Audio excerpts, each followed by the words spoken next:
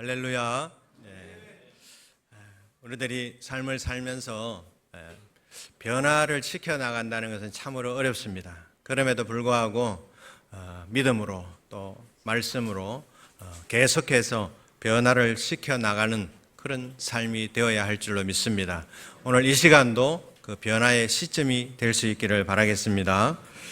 우리가 읽는 로마서는 사도 바울이 직접 기록하면서 많은 성도들에게 은혜를 주는 말씀입니다. 이 사도 바울이 직접 기록한 내용, 서신서는 참으로 많이 있습니다. 그런데 지금 로마서 외에 다른 말씀들을 보게 되면은 이 로마서와 조금 다른 의미를 가지고 있고 전달하는 그런 방식도 조금 다르다는 것을 알 수가 있습니다. 사도 바울이 서신서를 보게 되면 대부분 많은 교회 안에 있는 어떠한 무리들, 특정 인물들, 그들을 잘잘못을 따져가면서 그렇게 교훈을 하는 그런 말씀들로 많이 진행이 됩니다. 그런데 오늘 우리가 읽었는 이 말씀들은 그러한 내용이라기보다는 그 로마에 있는 성도들의 인물들을 익히 잘 알고 있기 때문에 그들에게 객관적이고 절대적인 어떤 그런 사실에 입각해서 그것을 따를 수밖에 없도록 반박할 수 없는 그런 내용으로 그들에게 은혜를 끼치고 있다라는 그런 특징이 있습니다. 그래서 이 내용 안에 보게 되면 하나님께서 기뻐하시는 예배가 무엇일까? 그것은 우리 몸을 거룩한 산 제물로 드리는 것이다. 그렇게 표현을 하고 있습니다.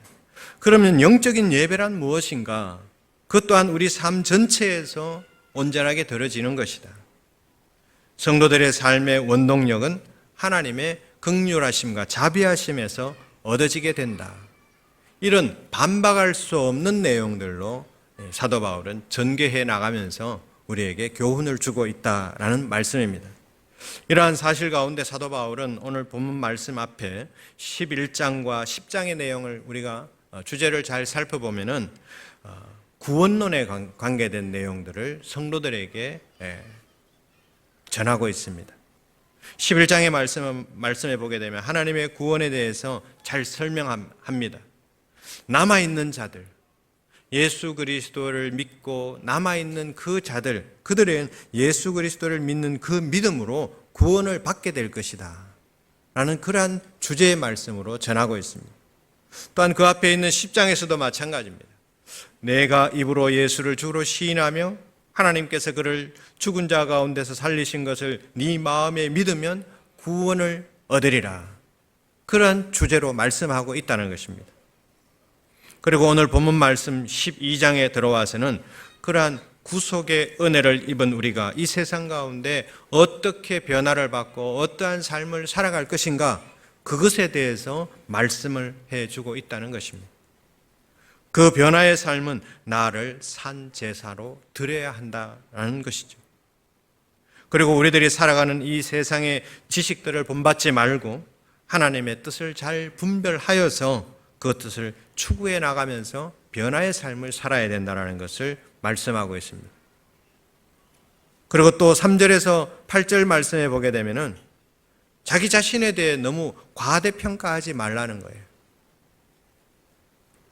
이 공동체 안에서 내가 무엇을 해야 되겠다, 나로 인해 무엇이 이루어져야 한다라는 생각을 하지 말라는 거예요. 하나님께서는 우리 각 지체들에게 믿음의 분수에 맞는 그런 지혜를 다 주셨습니다. 그래서 그 안에 각자의 역할이 잘 수행하면서 연합되어지는 공동체를 만들도록 하시기 위해서 각자에게 다 다르게 주셨다는 말씀입니다. 그래서 하나님께서는 우리들에게 각자의 다른 그 성품에 맞게끔 은사도 주셨지 않습니까? 그래서 그 은사를 통해서 교회 공동체 안에서 헌신하도록 만들어 주셨다는 것입니다. 이러한 의식과 자기 은사를 가지고 헌신하기로 작정하며 나아가고자 할 때 우리 교회는 은혜로운 교회가 되는 것이고 우리의 삶은 또한 은혜로운 삶을 살아갈 수가 있게 된다라는 말씀입니다. 사도 바울의 서신서를 읽어보면 우리가 알 수 있겠지만은 첫 번째 전반부에는 교리적인 말씀들로 우리들에게 교훈을 주고 있습니다. 그리고 후반부로 갈수록 실천적인 그러한 말씀으로 우리들에게 교훈으로 이끌어가고 있습니다. 그래서 오늘 본문 첫 단어가 뭐라고 되어 있습니까? 그러므로라고 되어 있습니다. 그러므로. 우리가 보통 그러므로라는 말을 쓰면은 앞에 무엇인가 많은 것들을 설명했다는 얘기예요. 그래서 앞에서 무엇인가 설명을 하였던 것이고 11장에서 제가 10장 11장의 말씀을 드렸습니다. 구원으로 인하여서 하나님의 구원으로 인해서 우리 인간을 향한 그 하나님의 은혜를 설명을 쫙 했다는 말씀이죠. 그 뒤에 이제 실천적인 교훈이 우리에게 전해질 것이다. 12장에서 그렇게 말씀할 것이다라는 것을 우리가 알 수 있는 대목이라는 것입니다. 이제 그렇다면 우리가 어떻게 변화의 삶을 살아갈 것인가? 그것을 사도 바울이 제시하고 있습니다. 과연 그것이 어떤 내용일까요? 우리들은 하나님의 은혜로 말미암아 값없이 구원받은 삶이라는 것을 우리 성도님들 믿으십니까? 네, 우리는 값없이 하나님의 긍휼하신 은혜로 말미암아 구원받은 하나님의 백성들이에요. 그렇다면 우리의 삶이 어떻게 되어야 할까요? 사도 바울은 그러한 우리들의 감사의 표현으로 우리의 삶의 전 영역에서 마땅히 행해야 되는 실천적인 부분이 있다라는 것을 말씀하고 있는 것입니다. 또한 1절 말씀에 보니까 하나님의 모든 자비하심으로 이렇게 설명하고 있습니다. 하나님의 자비하심으로, 이 문장은 우리들의 구원의 출발점이 되는 것을 알 수가 있습니다. 하나님의 자비하심이 없으면 우리는 구원함을 잊지 못하였지 않습니까? 그래서 우리들에게 꼭 강조하고 있는 것이 바로 이 하나님의 모든 자비하심으로입니다. 하나님의 자비하심이 없었다면 우리는 구원의 은혜를 체험하지도 못했다는 말씀이죠. 그리고 우리들은 아무리 변화의 삶을 살고 있다 하더라도 구원함을 얻지 못했는데 아무 소용이 없다는 말씀입니다. 그래서 이 땅 가운데 사도 바울은 모든 사람에게 하나님의 자비하심을 강조하고 있습니다. 그리고 그 다음에 이어서 말씀하는 강조하고 있는 부분이 너희 몸을 하나님이 기뻐하시는 거룩한 산 제물로 드리라, 이렇게 말씀하고 있다는 것입니다. 이 말씀은 하나님께서 우리들에게 베푸시는 그 구원의 크신 그 사랑, 우리 모두가 하나님의 것임을 확인하는 그 사랑을 말씀하고 있는 것입니다. 우리들의 몸을 거룩한 산제물로 바치는 것은 무슨 의미라고 할 수 있겠습니까? 첫 번째는 나 자신을 완전히 부인하는 것을 말씀합니다. 거룩한 산제물로 드리기 위해서는 나라는 존재가 사라져야 된다는 말씀이죠. 그리고 하나님께서 나의 주인 되신다라는 그러한 고백들이 나올 때 내가 진정으로 나 자신을 하나님께 거룩한 산제물로 드리게 된다는 말씀입니다. 구원의 확신을 가지고 있는 사람만이 이러한 고백을 할 수 있다는 것이죠. 이 자리에 함께 하신 우리 삼령의 모든 성도님들께서도 구원의 확신을 가지시고 우리 몸이 하나님께서 기뻐하시는 거룩한 산제물로 드릴 수 있다라는 그런 고백과 함께 변화의 삶의 은혜를 누릴 수 있기를 바라겠습니다. 또한 두 번째로 우리가 거룩한 산제물로 드린다는 것은 우리가 행동하는 것과 또한 생각하는 것, 그리고 어떠한 일들을 판단하는 것, 주위의 많은 사람들을 대하는 그런 방법들, 이러한 모든 것들이, 몸과 생각하는 모든 것들이 하나님께 영광이 되어야 한다라는 것을 깨달을 수가 있습니다. 반대로 생각해 보면 온전하게 산제물로 드리지 못한 우리의 삶이라면 우리는 계속해서 다른 신을 섬기고 다른 신을 예배하고 살아가는 존재로 남아있다는 말씀입니다. 너무나도 끔찍스러운 그런 말씀이죠. 우리 성도님들, 우리들의 몸은 영혼과 육체가 분리되어 있지는 않습니다. 그러나 많은 교회 다니는 많은 성도님들은 그것이 분리되어 있는 것처럼 생각하고 교회 나오시는 분들이 많이 있다는 것이죠. 신앙생활 하는 것은 영적인 것만을 생각하고 신앙생활 하러 나오시는 분들이 있습니다. 또한 그렇게 집중하며 살아간다면은, 영적인 것에만 집중하면서 살아간다면은 우리 일상생활은 하나님의 뜻대로 이루어지는 일이 잘 없다는 그런 말씀입니다. 그것은 결코 우리의 삶이 변화되는 그런 삶을 경험하지 못한다는 말씀입니다. 육신과 분리된 예배는 우리가 상상할 수 없는 그런 예배라는 것입니다. 마찬가지로 일상생활과 완전히 분리된 주일의 예배 상상할 수가 없는 것입니다. 따라서 몸으로 드리는 예배와 일상과 교회 안에서 예배가 분리되지 않는 영적 예배가 내 안에서 이루어져야만 우리는 은혜 가운데 삶을 살 수 있다라는 그런 말씀입니다. 우리를 지으시고 또한 수많은 죄의 삶에도 불구하고 우리를 구원하신 그 하나님 앞에 인간이 할 수 있는 최상의 것이 바로 이런 영적 예배다라는 것을 우리가 기억할 수 있기를 바랍니다. 그러므로 예배는 많은 사람들이 생각하는 것처럼 예배는 예배이고 일상의 삶은 일상의 삶이다, 이렇게 그러한 삶의 자세를 가지고 있다면 참된 예배를 드릴 수가 없다는 말씀입니다. 하나님 앞에 엎드리는 것도 교회에 와서만 엎드리는 것이 아닙니다. 정해진 시간에만 엎드리는 것이 아니에요. 우리가 존재하는 자체, 모든 것이, 우리가 살아가는 모든 삶의 모든 순간순간들이 다 예배라는 것을 오늘 말씀을 통해서 우리가 묵상을 해볼 수가 있겠습니다. 우리 성도님들, 그리스도인에게는 이런 고통스러운 부분도 있다, 이렇게 말씀하는 것을 보게 됩니다. 우리들이 삶 가운데 가만히 보게 되면은 무엇 때문에 고통스러운 것이 있을까? 죄악된 세상의 어떠한 삶들을 포기하면서 그것 때문에 고통스러워한다는 말씀이에요. 세상의 즐거움과 쾌락을 잃어버리게 되었다고 괴로워하는 그런 분들이 많이 있다라는 것이죠.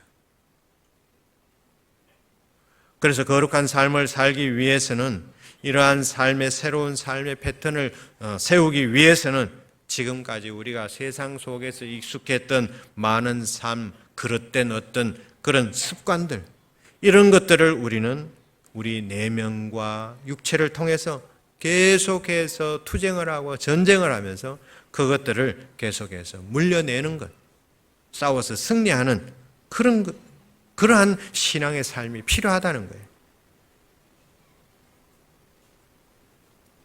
그래서 많은 사람들은 세상 것을 확보하고 싶은데 그렇지 못하기 때문에 마음이 힘들다라고 합니다.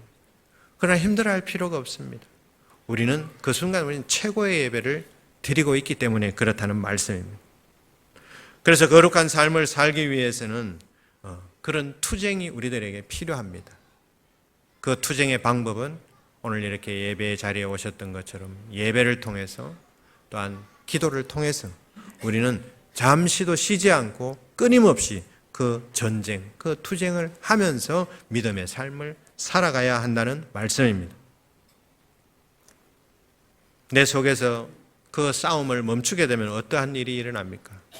곧바로 세상 사람들과 또한 교제를 나누게 됩니다. 그러니까 우리는 끊임없이 계속해서 싸워서 나아가야 한다는 말씀입니다. 그렇지 않게 되면 죄를 범하게 되고 세상적인 쾌락을 즐기게 되고 그러한 삶을 살아가게 된다는 말씀이죠. 그래서 이 전쟁에서 승리하시고 새로운 삶을 세워가는 그러한 삶이 우리들에게 필요하다라는 것을 우리 모든 성도님들이 기억할 수 있기를 바랍니다. 이렇게 산 제물이 된다는 것은 하나님께서 우리에게 주신 인간의 어떤 본래의 자아상을 찾는 것입니다.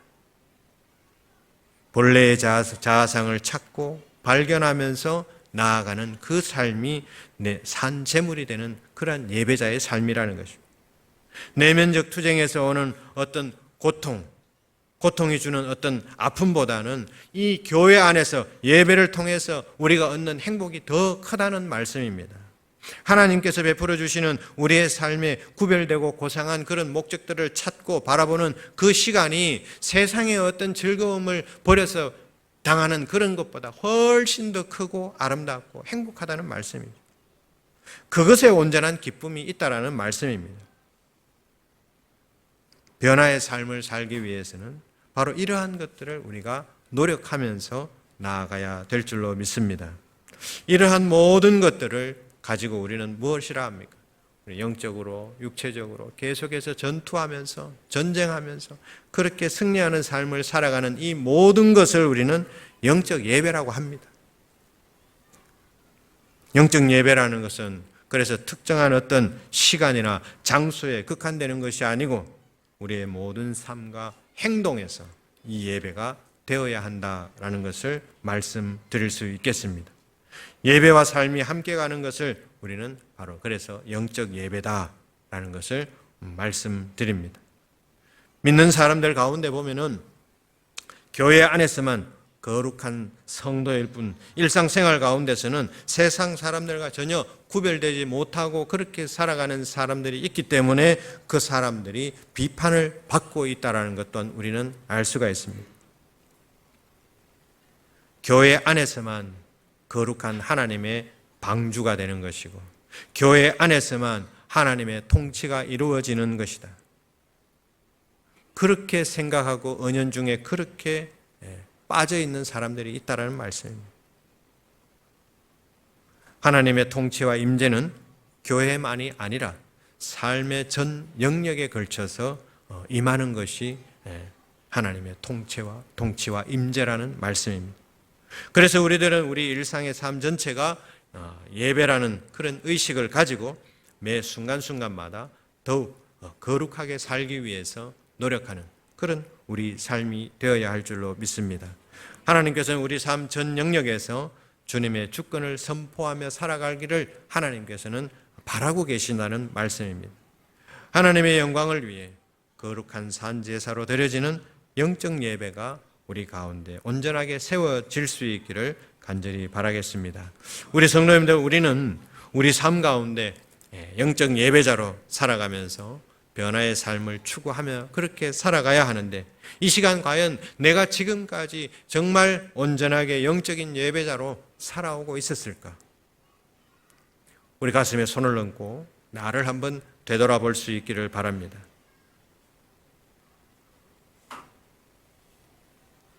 그래서 우리는 첫 번째로 은혜 가운데 변화의 삶을 살아가기 위해서는 우리 삶 속에서 생활과 예배, 별개의 것이 아니라 같이 이루어진다. 삶 전체에 그 모든 것이 함께 이루어지면서 그것을 세워가는 것이 바로 은혜 가운데 변화된 삶을 살아가는 방법이다라는 것을 말씀을 드립니다. 두 번째, 변화된 삶을 살아가기 위해서는 오늘 본문 말씀 2절 말씀에 중요한 말씀을 우리에게 주시는 것 같아요. 2절 말씀에 보니까 변화의 삶을 살기 위해서 꼭 필요한 것입니다. 오직 마음을 새롭게 하라고 말씀합니다. 오직 마음을 새롭게 해라. 우리가 마음을 새롭게 한다는 것은 무언가 새로운 계획을 세웠을 때 다짐하는 그런 표현으로 많이 사용을 합니다. 하나님께서 원하시는 깨끗한 또한 거룩한 삶을 살기 위해서 우리는 오직 마음을 새롭게 하여야 한다는 그런 말씀이죠. 이렇게 새로운 변화를 가지고 새롭게 하기 위한 그런 삶을 살기 위해서는 그 밑에 있는 말씀처럼 이 세대를 본받지 말라라고 말씀합니다. 마음을 새롭게 하기 위해서, 마음을 새롭게 하여 변화된 삶을 살기 위해서는 이 세대를 본받으면 안 된다는 말씀입니다. 이 말씀은 이 세상의 형태들을 따르거나 또한 모방해서 살면 안 된다는 것이죠. 우리 삶도 마찬가지입니다. 세상 사람들이 로또를 많이 사니까 나도 사야지. 예를 들어 그렇다는 말씀이에요. 이 세상의 형태를 따르면 안 되고 모방하면서 살아서는 안 된다는 거예요. 이 시대 정신을 따라가면 안 되고 또한 이 시대의 상황에 휩쓸려서 따라가서도 안 된다는 말씀이에요. 그러나 이 땅 가운데 많은 교회들은 그러한 것을 따라가려고 하는 그런 교회들이 많이 있습니다. 어느 회사를 보니까 이런 시스템이 좋은데 우리 교회도 그렇게 하자. 어느 회사에는 이런 것들을 하던데 우리도 그렇게 하자. 그렇게 세상 것들을 따라가서는 안 된다는 말씀입니다. 왜 그렇습니까? 세상이 우리를 리드해 나가면 안 되기 때문에 그렇습니다. 세상이 우리들의 스승이 되면 안 되기 때문에 그렇다는 말씀이에요. 그러므로 우리는 세상을 더 가까이 하는 것보다는 바로 이 하나님의 말씀을 더 가까이 하면서 살아가야 한다는 것을 깨달을 수가 있습니다. 마태복음 5장 14절 말씀에서 잘 설명하고 있습니다. 너희는 세상의 빛이라고 말씀합니다. 이것은 우리들이 세상의 본이 되어야 한다는 것을 말씀하는 것 아니겠습니까? 빛으로 살아갈 수 있는 그런 삶이 되어야 한다는 거예요. 빛이라는 건 뭡니까? 본이 되는 것이고 세상을 리더해 나간다는 말씀이에요. 세상을 이끌어 나가야 된다는 말씀인데 어찌해서 세상이 우리를 리더하도록 세상을 따라가야 간다는 그런 말씀입니다. 교회는 또 우리 성도들의 믿음은 그런 것이 아니에요. 마태복음 5장 14절 말씀처럼 빛같이 우리는 살아가야 된다는 말씀입니다. 세상을 교회가 리더하면서 살아가야 한다는 말씀이에요. 그리고 마지막으로 사도 바울이 우리들에게 또 다른 권면하고 있는 모습들을 보게 됩니다. 2절 말씀에 보니까 변화를 받으라고 말합니다. 변화를 받아라. 이 말씀은 우리들의 본질적인 것까지 완전히 바꿔지는 것을 말씀합니다. 우리들의 본질을 완전히 바꾸라는 말씀이에요. 우리들 눈에 보이는 겉모습만 우리의 기준이 되면서 살아가는 사람들이 참으로 많이 있습니다. 그러나 우리 믿는 성도들 중에는 때로는 초라해 보이는 사람들도 있습니다. 또한 무엇인가 모르게 불편해 보이는 사람들도 있어요. 다른 사람들이 보는 눈에는 그 사람이 어떻게 보일지 모르지만 하나님 시선에서 그 사람을 바라보는 것은 너무나도 사랑스럽고 너무나도 존귀하다는 말씀이에요.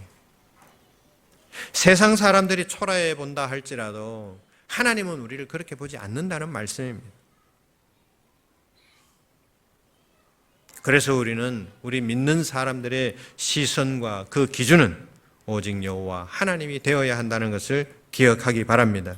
겉모습을 중시하는 그런 본질에서 하나님의 기준으로 바라보는 그런 시선과 그런 마음으로 변화를 받아야 된다는 말씀입니다. 우리 성도 여러분, 간절히 바라기는 우리들의 삶의 본질이 변화되어질 수 있기를 바라겠습니다.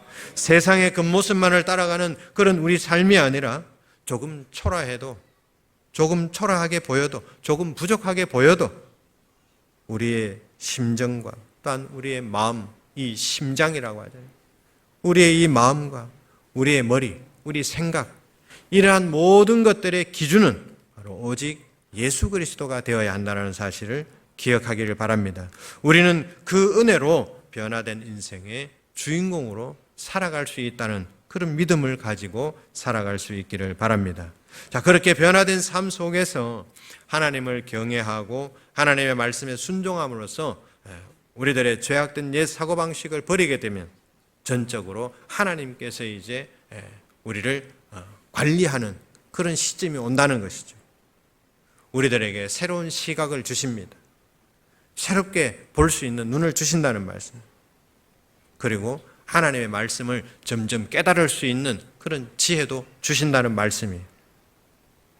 그래서 우리는 다양한 세상 가운데 다양한 그런 상황들이 우리들에게 온다 할지라도 우리는 하나님의 음성을 듣기 위해 노력하게 될 것이고 그것을 통해서 우리 삶의 중요한 결정을 내릴 때 더더욱 영적인 그런 원칙을 제공해 주시는 그 성령님의 음성에 의지하는 그런 우리 신앙으로 변화받을 수 있게 된다는 사실을 기억했으면 좋겠습니다. 이렇게 하나님의 뜻을 분별하고 알아간다는 것은 하나님의 뜻을 이 땅 가운데 행하면서 살아갈 수 있는 믿음의 삶이 되었다라는 것과 같다라는 것입니다. 이렇게 우리들의 마음이 새롭게 변화되면은 하나님께서 놀라운 일들을 우리에게 선사해 주십니다. 우리의 삶을 온전하게 하나님을 경외할 수 있도록 우리의 삶을 이끌어 가십니다. 또한 우리들이 말씀을 순종할 수 있도록 그렇게 붙잡아 주십니다. 또한 하나님의 말씀을 분별할 수 있도록 하나님께서 우리에게 지혜를 주십니다. 또한 죄악된 옛 사고방식을 버리게 해주시고 하나님의 뜻을 깨닫게 해주신다는 말씀입니다. 그리고 우리의 상황, 모든 상황들을 하나님께서 직접 제공해 주시는 그러한 놀라운 일들도 경험할 수 있게 된다는 말씀입니다. 그것을 통하여서 우리의 삶이 더 풍성해지고 또한 우리의 육체, 우리의 인격은 더 기쁨으로 그렇게 변화된 삶을 살아갈 수 있게 된다는 사실을 기억할 수 있기를 바랍니다. 세상 많은 사람들은 최고를 추구하면서 살아갑니다. 옷을 사더라도 더 비싼 거 사고 싶고 더 좋은 거 사고 싶어요. 집을 사더라도 더 좋고 넓은 집을 사고 싶습니다. 자신의 능력이 닿는 한도 내에서 최고로 좋은 것을 사고 싶어하는 사람들이 세상 사람들입니다. 그럼 우리는 어떻습니까? 예배자로 살아가는 우리의 삶은 어떨까요? 예배도 최고로 드려야 되는데 최고의 예배를 드리기 위해서 노력을 해야 되는데 그건 그렇지가 않다는 말씀입니다. 그러나 오늘 말씀을 통해서 우리들에게 말씀하신 교훈을 받고 그렇게 변화된 삶을 살게 된다면 우리 인생 자체가 최고로 예배드리는 그런 삶이 된다는 것을 기억하기를 바랍니다. 또한 우리가 최고의 예배를 드리기 위해서 매일같이 간구하는 삶을 살아야 된다는 말씀이에요. 그렇게 하면서 최고의 예배를 하나님께 드리고자 하는 그런 노력을 끊임없이 우리들이 하면서 나아가야 한다는 말씀입니다. 최고의 예배라는 것은 이 세대를 본받지 않은 것에서 시작을 합니다. 마음을 새롭게 하는 것만으로도 우리는 정말 하나님께서 그래, 너 참 잘하고 있구나. 합격이야 그 정도면 그렇게 말씀해 주신다는 것이죠. 그 다음 하나님이 기뻐하시는 것을 우리는 무엇인지 구별할 수 있고 분별력을 가지면서 하나님이 기뻐하는 삶을 살아갈 수가 있게 된다는 것입니다. 이처럼 세상 것들과 관계를 끊는 것이 얼마나 우리들에게 중요한 것인지 오늘 말씀을 통해서 우리에게 전해주고 있다는 것입니다. 그 후에 우리를 거룩한 산제물로 주님 앞에 드릴 때 우리는 더 볼 것 없이 최고의 예배자가 될 수 있다는 것이죠. 하나님께서 기뻐하시고 우리 삶 가운데 가장 가치 있는 그 예배를 우리는 드릴 수가 있게 된다는 말씀입니다. 산제물로 드리는 영적 예배임을 기억하시고 주일의 경건한 마음, 그 마음으로 드리는 그 예배와 우리의 일상은 구분되어서는 안 된다는 사실을 기억하시고 항상 우리가 주일 예배 드리는 것과 우리의 삶이 일치돼야 된다는 사실을 기억하고 그것을 통해서 영적 예배를 경건하게 지속되어진다는 사실을 우리가 믿으시고 섬김이 지속된다는 사실을 믿으시고 예배와 섬김이 늘 함께 우리 삶 가운데 나타나는 그런 삶이 영적인 예배라는 것을 기억할 수 있기를 바랍니다. 이러할 때 우리는 하나님의 그 은혜로 변화되고 구별된 인생을 살아가는 것입니다. 오늘 본문 6절에서 8절 말씀의 은사에 대해서 많이 전합니다. 은혜로 변화되고 구별된 삶을 살기 위해서는 그 은사를 잘 활용해야 된다고 말씀드렸습니다. 그래서 은혜 받음으로 우리에게 주신 그 은사의 삶을 우리 자리 가운데서 삶의 자리 가운데서 잘 활용하고 우리 몸을 거룩한 산제물로 드리며 진정한 그런 예배자의 삶을 살아갈 때 하나님께서 우리를 구별하시고 특별한 최고의 예배자로 세우시면서 하나님이 기뻐하시는 삶을 살아갈 수 있도록 해주신다는 그런 사실을 기억하시고 오늘 이번 한 주도 참된 예배자로 변화된 삶을 추구하면서 살아갈 수 있는 그런 우리 삼령의 모든 성도님들 될 수 있기를 간절히 바라겠습니다. 기도하겠습니다. 우리 예배를 통해 은혜와 응답으로 말씀하시는 하나님 아버지 감사를 드립니다. 이 예배를 드림으로 우리의 생각이 변화되고 삶이 변화되어 온전한 영적 예배자로서의 삶을 살아갈 수 있도록 은혜를 베풀어 주시옵소서. 말씀과 기도의 삶으로 우리의 마음을 새롭게 창조되게 하시고 이 세상 이 시대 속에 살아가지만 이 세대를 본받으며 살아가는 어리석은 삶을 살지 않도록 주님께서 인도해 주시옵소서. 세상의 빛이라는 사실을 잊지 않고 우리 심장과 머리의 모든 기준은 오직 예수 그리스도이시라는 것을 기억하게 하시고 그의 삶을 닮아가는 것임을 잊지 않게 해주시며 참된 인생의 본질을 지켜가며 하나님의 뜻을 분별하고 지혜롭게 살아가는 우리 삼령의 모든 권속들 되게 하여 주시옵소서. 살아계신 예수 그리스도의 이름으로 기도드립니다. 아멘. 다 함께 일어나셔서 받은 은혜의 말씀을 찬송으로 올려드리겠습니다. 하나님의 은혜.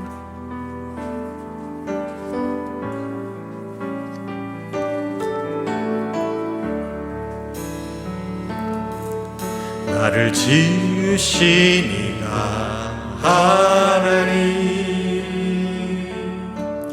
나를 고르신 이가 하나님,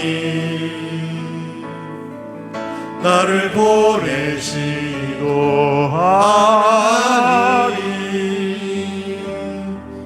나의 나 된 것은 나 하나님은 나의 달려갈 길 다가도록 달려갈 길 다가도록 나의 마지막 고름 다하도록 나로 그 십자가 품게 하시니 나의 나 된 것은 나 하나님 은혜라. 한량없는 은혜 갚을 길 없는 은혜 내 삶을 애워사는 하나님의 은혜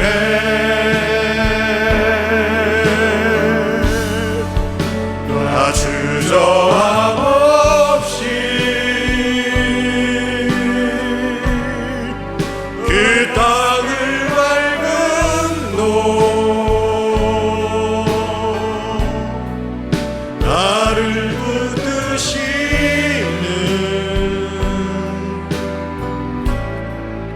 하나님의 은혜. 기도하겠습니다.